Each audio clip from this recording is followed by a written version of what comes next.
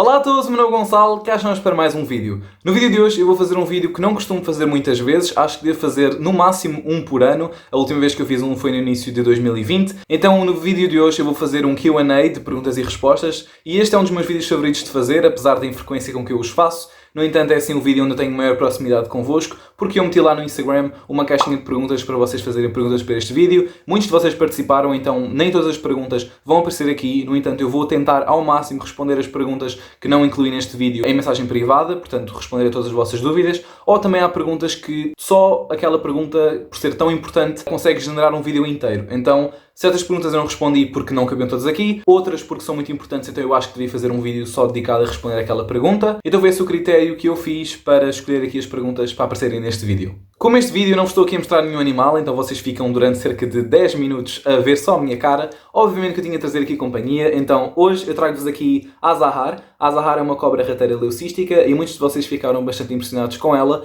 num último vídeo que eu fiz a apresentar todas as minhas cobras. Caso vocês não tenham visto esse vídeo ainda, lá em baixo na descrição eu vou deixar o link do vídeo onde eu apresento todas as minhas cobras e a história delas. Normalmente nos vídeos de Q&A eu não costumo meter aqui as perguntas enquanto estou a lê-las, no entanto eu agora vou pôr as perguntas e por razões de privacidade óbvias, eu risquei o nome e o ícone da fotografia de perfil, dado que muitas das pessoas que fizeram estas perguntas são crianças, então eu quero manter tudo seguro. Vamos então começar. A primeira pergunta vem da Camila e ela pergunta: próxima espécie de cobra que vais adquirir? Então, a próxima espécie de cobra que eu vou adquirir possivelmente vai ser outra cobra rateira, no entanto, eu quero outro tipo de coloração. Eu quero uma cobra rateira que seja de cor selvagem, portanto cinzenta escura ou preta, ou uma cobra rateira toda amarela. Então, essas são as colorações que eu estou agora à procura, no entanto, é bastante difícil de encontrar cobras rateiras adultas, como aqui a Azahar, porque não muitas pessoas as vendem, então a maior parte que estão a vender são bebés e eu não quero mais cobras bebés. Então eu estou a demorar o meu tempo e por isso é que acho que não vou ter mais cobras assim tão cedo, porque eu realmente quero agora ter cobras rateiras, só que são difíceis de encontrar. Já agora eu não vou ter a Azahar aqui durante muito tempo, porque ela depois começa a ficar estressada, porque eu estou a falar um bocado alto. A próxima pergunta vem do João e ele pergunta: qual a tua espécie de psitacídeo favorita? Então, desde muito pequeno, a minha espécie favorita de psitacídeos é sem dúvida a arara azul e amarela ou arara canindé, como se chama no Brasil. Eu também gosto imenso de papagaios cinzentos africanos de cauda vermelha, no entanto, para mim, nenhum ultrapassa a arara canindé. Eu também gosto muito das outras espécies, por exemplo, a arara militar mexicana, ou a arara escarlate, ou a arara jacinta, no entanto, para mim, a arara azul e amarela nunca pode ser superada. A próxima pergunta vem do Diogo e ele pergunta: que animal te arrependes de ter adotado? Esta é uma pergunta difícil, mas bastante interessante. Então, o animal que eu me arrependo de ter adotado, assim, de todos os que eu já tive até agora, para ser sincero, eu acho que vou ter de dizer o Benny. Para quem não sabe quem é o Benny foi um coelho Lionhead que eu adotei em 2017 e a história dele é bastante interessante. Ele não veio assim das melhores condições possíveis. Eu pensei muito se o devia adotar ou não. Aliás, na altura que eu ia adotar, eu já tinha planos para ter outros animais. Eu tinha planos para ter 2 caturras, 4 mandarins e 4 ratos domésticos. Este era o acordo que eu tinha feito com a minha mãe, que eram os próximos animais que eu ia ter. No entanto, um coelho é bastante caro, as despesas, dá bastante trabalho. Então eu falei com a minha mãe e disse: olha, eu ia ter estes animais, que não iam dar muito trabalho, nem iam ocupar muito espaço. No entanto, apareceu mais um coelho e ele não está em muito boas condições e o que é que tu achas de o adotarmos? Eu pensei com a minha mãe durante algum tempo sobre isto, até que eventualmente eu não pude recusar, até porque foi uma amiga minha que falou comigo e disse: olha, eu conheço uma amiga minha que tem este coelho e está nesta situação e gostava muito que pudesses ficar com ele. Então eu senti ali um bocado de pressão, então adotei-o. Na altura já tinha outros 2 coelhos, que era o Peanut e o Napoleon, e eu já sentia na pele o trabalho que eles davam, então foi por isso que eu estava tão hesitante. Mas eu acho que me arrependo de o ter adotado, apesar de que eu acho que ele teve uma casa incrível aqui e que viveu em muito boas condições. Eu mesmo assim teria preferido se ele fosse para uma família que tivesse só um coelho e o pudesse ter à solta pela casa. Porque eu não podia ter o meu coelho à solta pela casa, porque ele ia lá à gaiola do Peanut e do Napoleon e eles lutavam entre as grades. Então, mesmo ele tendo uma gaiola grande, inclusive eu mostrei isso já em vários vídeos, ele tinha uma gaiola por acaso mesmo muito boa, era um parque. Não era uma situação ótima para ele, porque eu preferia muito mais que ele tivesse assim mais espaço para poder andar à vontade dele. A próxima pergunta vem da Joana e ela pergunta: qual é o animal que tens mais saudades? O animal que eu tenho mais saudades de todos os que eu já tive,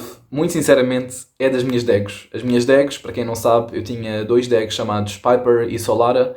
Infelizmente, eu tive de as dar. No entanto, elas estão com uma amiga minha e estão a ser muito bem cuidadas. Inclusive, ela mandou uma fotografia da gaiola nova dela. Elas parecem bastante felizes lá, então isso deixa-me bastante descansado que elas sejam a ser bem tratadas. Mas as minhas Degos eram incríveis. Elas eram super interativas, super amigáveis, não tinham medo. É provavelmente, assim, dos animais que eu tenho mais saudades. A próxima pergunta vem do André e ele pergunta: já pensaste ter algum diamante de gold? Eu já pensei em ter algum diamante de gold, sim. No entanto, muitas pessoas me disseram que eles são um bocado sensíveis e também não são assim muito baratos. Acho que cada um é cerca de 35 euros. Eu não sei quanto é que isso é em reais, peço desculpa. Talvez tenham de fazer a conversão, ou eu até posso pôr aqui, eu faço a conversão mesmo e ponho aqui para vocês que estão no Brasil perceberem o preço que eles são aqui. Eu gosto imenso de passeriformes, tipo canários, pardais de Java, bengalins do Japão, diamantes mandarins e obviamente os diamante gold.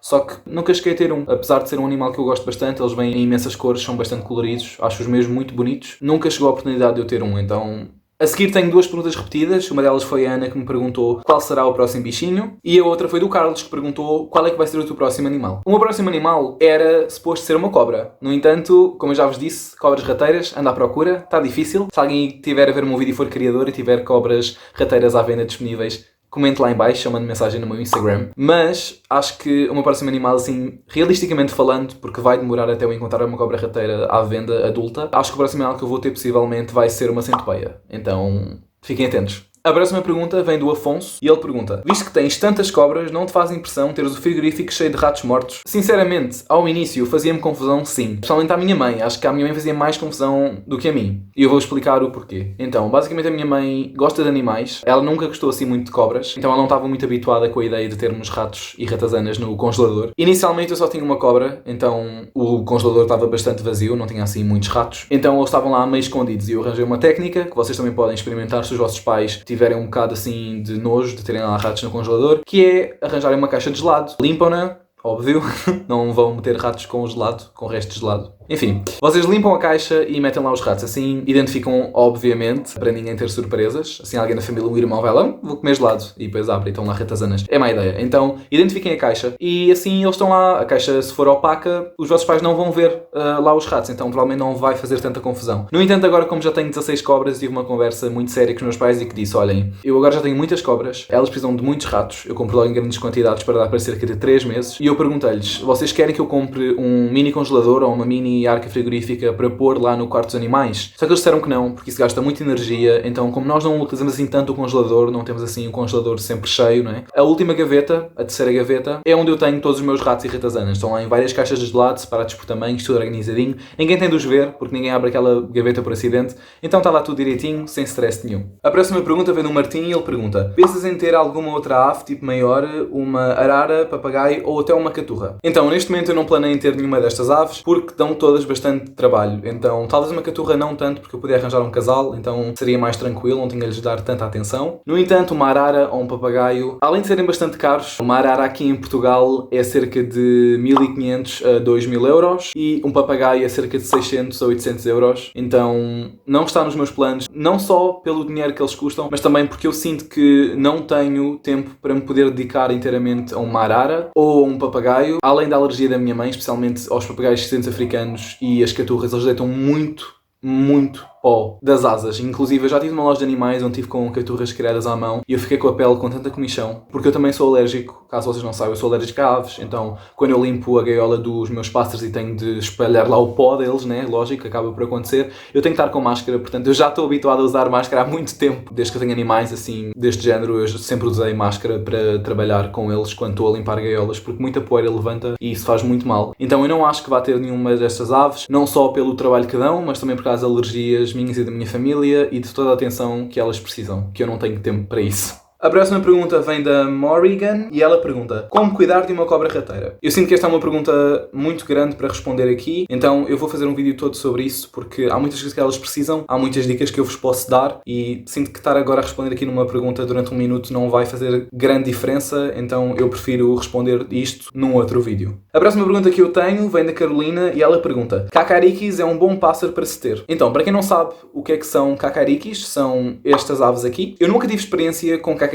inclusive acho que nunca vi um ao vivo Quer dizer, já vi em lojas de animais à venda, mas não sei como é que é cuidar deles. Sei que, mesmo que não tenham sido criados à mão, eu acho que eles são bastante dóceis, não costumam ter muito medo de pessoas. Pelo menos isto é o que me dizem, assim, os meus amigos criadores que criam cacarikis. Se é verdade ou não, eu estou a confiar na palavra deles, então se eu tiver a dar aqui informações erradas, a culpa também é minha, mas pronto. Mas acho que sim, acho que cacarikis, de todas as aves, assim, de iniciantes, acho que o cacariki seria uma boa ave. Eu não vejo o porquê de não ser uma ave assim boa para se ter. Não é como ter uma arara, nem é tanto compromisso como ter, sei lá, um papagaio cinzento africano, por exemplo. Penso que talvez o cuidado dos cacarikis seja um cuidado muito semelhante às caturras e rosicolis e por aí afora. A próxima pergunta que me fizeram vem do Paulo e ele pergunta: quando é que faz um vídeo dos Degos? Então, quando a pandemia passar, eu já falei com a minha amiga, talvez nós vamos gravar um vídeo onde eu vou à casa dela e vou mostrar como é que estão as Degos que estão neste momento na casa dela, a Piper e a Solara. Então, se vocês quiserem esse vídeo, comentem lá em baixo se é um vídeo bom para eu fazer, e assim vocês também podem matar as saudades, como eu também vou matar as saudades. Agora tenho duas perguntas repetidas, uma delas vem do Carlos, que pergunta: gostavas de ter um aquário com peixe de água fria e água quente? E a outra vem do Lourenço, que pergunta: nunca pensaste em ter um aquário de água quente? Então, eu estou bastante familiarizado já com peixe de água tropical, como também estou familiarizado com peixe de água fria. Por exemplo, ainda não há muito tempo eu tinha um aquário com peixe de água fria, por exemplo, cometas, tive também telescópios, tive orandas, tive muitas espécies mesmo de peixe de água fria. Peixe de água quente também já tive várias espécies. O primeiro aquário de água quente que eu tive foi em 2011. Acreditem ou não, era só eu, sozinho, a cuidar daquele aquário e até me saí bastante bem. Eu tinha 10 anos na altura, então pude logo sentir na pele, assim, o cuidado e a responsabilidade que era ter um aquário de água tropical. E talvez tenha sido por isso a razão de eu não ter voltado a ter um aquário de água tropical. Não que tenha corrido mal, eventualmente eu deixei de ter os peixes, acho que em 2016 eu parei de ter peixe de água tropical e voltei para os peixes de água fria e foi nessa altura que eu comecei o meu canal, foi em 2017. Mas eu tive várias espécies, inclusive ontem que eu estava a ler as perguntas eu fiz uma lista de todas as espécies que eu já tive, eu acho que não me estou a esquecer de nenhuma. Então, eu já tive escalares, já tive pangáceos, já tive gouramis, já tive ramirezes, já tive molis, já tive guppies, platis, coridoras, tive uns limpa-vidros, tive os plecos ou os plecóstomos e cheguei também a ter um sinodontis e esse provavelmente era assim o meu peixe favorito, era um peixe gato assim enorme. Então eu já estou bastante familiarizado com peixe de água quente como com peixe de água fria, como eu já tinha dito. E por essa razão acho que não vou ter assim tão cedo peixes outra vez aqui no canal. Possivelmente assim os próximos peixes que eu tiver aqui no canal daqui a uns anos, muito provavelmente só daqui a uns anos, vão ser peixe de água salgada para podermos fazer uma coisa aqui diferente, dado que eu já tive peixe de água tropical e peixe de água fria. A próxima pergunta vem do Bernardo e ele pergunta: tens ou tiveste intenções de ter um dragão barbudo? Então, eu gosto imenso de dragões barbudos, eu já fiz um vídeo onde falei um bocado sobre eles no Pet Festival, estou familiarizado com a espécie sim, no entanto, não me parece que eu vá ter um dragão barbudo. São animais que precisam de lâmpadas UVB, lâmpadas UVA, precisam de um terrário grande, têm uma alimentação omnívora, então acho que não seria assim um bom lagarto para eu começar. Acho que eu fosse para ter lagartos, talvez geckos leopardos, geckos africanos de cauda gorda, por aí afora. Não me parece que eu vá ter um dragão barbudo assim tão cedo. A próxima pergunta é do David e ele pergunta: ainda tens os coelhos e os roedores? Não, eu já fiz um vídeo onde falei sobre isso e falei sobre para onde é que foram os meus roedores, para onde é que foram também os meus coelhos, o que é que lhes aconteceu, como é que eles estão, onde é que eles estão. Eu já fiz todo esse vídeo, vou deixar lá em baixo o link na descrição para vocês saberem onde é que eles estão neste momento, porque eu já fiz um vídeo todo dedicado a isso. A próxima pergunta vem da Diana e ela pergunta: essa cobra é linda, qual é a espécie e quais é que acham que são as melhores para um iniciante? Então, a cobra que a Diana se estava a referir é a cobra que eu publiquei aqui com a caixinha de respostas no meu Instagram, é a Zahar, que vocês conheceram no início deste vídeo. Ela agora está aqui a descansar para não a estressar muito. A Zahar é uma cobra rateira leucística, como eu já tinha referido. A melhor cobra que eu acho assim para iniciantes, muito sinceramente, é a cobra do milho. Muitas pessoas dizem que a melhor cobra para iniciantes é a pitão real ou a pitão bola. No entanto, eu não acho que esta seja a melhor cobra para iniciantes de todo. As pitões reais são muito conhecidas por deixarem de comer, por terem também um nível de cuidado mais difícil do que as cobras do milho. Elas precisam de mais de umidade, precisam de um terrário maior, ficam maiores. Apesar de muitas pessoas recomendarem a pitão real ou a pitão bola, eu não acho que seja uma boa ideia. Cobras do milho muito raramente vão recusar comida. Elas são mais ativas sim, não são tão calminhas como as pitões reais. No entanto, pela minha opinião e experiência, eu acho definitivamente que as cobras do milho são mais fáceis para um iniciante começar a cuidar de cobras em vez de uma pitão real, porque a maior parte das pessoas não está muito habituada ao facto de que as cobras podem viver meses e meses sem comer. Então ela fica sem comer 2 semanas, a pessoa já está em pânico. Então eu não acho que seja uma boa ideia ter uma pitão real para começar.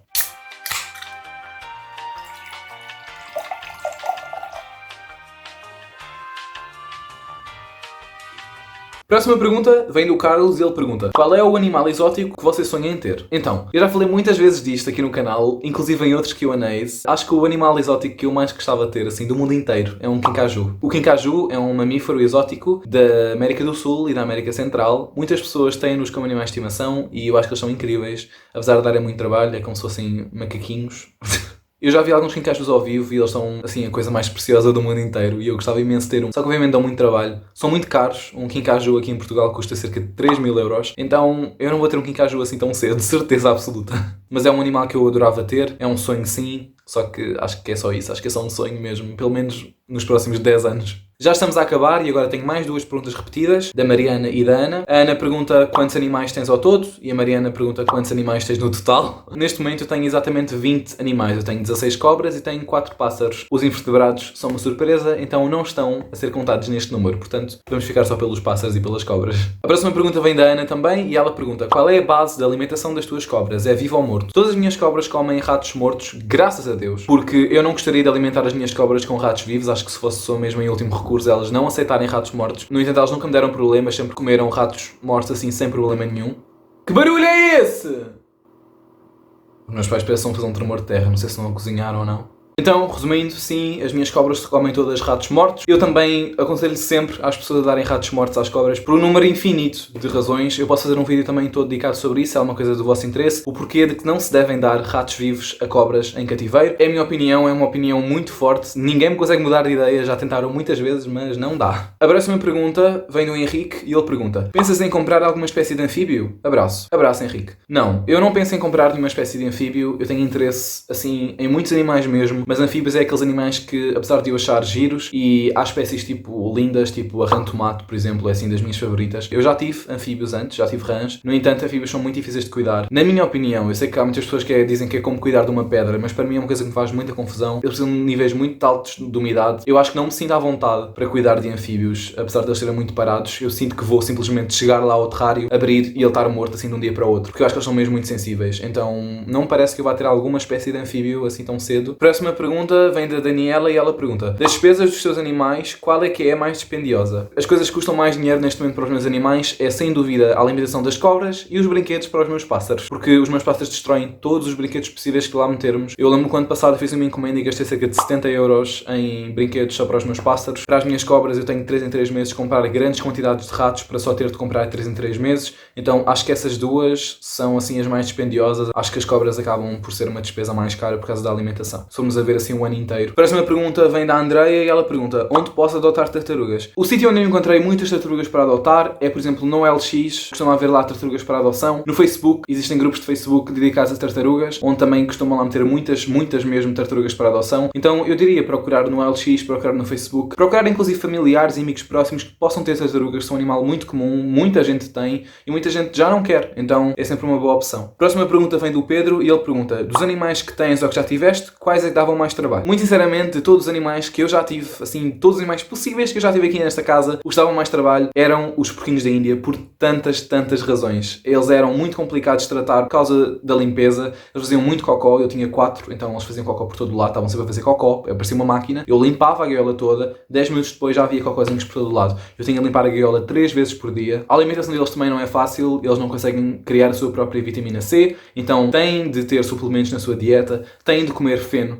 têm de comer uma ração especializada, têm de comer frutas e vegetais e ervas que vocês possam apanhar na natureza de sítios seguros. Então, eles eram complicados de tratar, sim. A próxima pergunta é do Daniel e ele pergunta: para que invertebrados são os terrários que montaste no último vídeo? Então, no último vídeo eu mostrei-vos a montar 2 terrários para animais surpresas e disse lá em baixo nos comentários para vocês comentarem para quais invertebrados vocês acham que são. Eu não vou dizer neste vídeo, continua a ser uma surpresa. No entanto, assim, a melhor forma para vocês descobrirem é irem lá em baixo nos comentários no último vídeo, que eu posso deixar lá o link em baixo, e eu meti coraçõezinhos nas pessoas que acertaram os animais que iam para esses terrários, então é fácil de vocês saberem que animais é que vão para lá. A próxima pergunta vem do MBM eu não sei o nome dele, ele perguntou: porquê é que nunca mais falaste mais dos coelhos? Eu não voltei a falar dos meus coelhos porque eles já não estão aqui em minha casa. No entanto, eu tenho planos para falar sobre os meus coelhos outra vez. Eu quero fazer um vídeo assim grande a falar toda a minha experiência, desde o começo até ao fim, todas as dificuldades que eu tive, todo o trabalho que eles me deram a cuidar deles. Eu vou fazer um vídeo sobre coelhos assim em breve, mas eu não falei mais deles porque simplesmente não os tenho aqui para vos mostrar para vocês. E foram todas estas as perguntas que vocês fizeram, foram um monte de perguntas. Muitas delas eu tive de deixar de fora, mas como eu já disse, eu vou certificar-me de responder estas perguntas todas em mensagem privada, as que não incluí aqui, ou também as outras que não incluí. Vou fazer um vídeo a responder a essas perguntas. Se vocês têm mais perguntas e não viram que no Instagram eu vos pedi perguntas para este vídeo e têm alguma curiosidade, alguma pergunta que queiram fazer sobre os meus animais,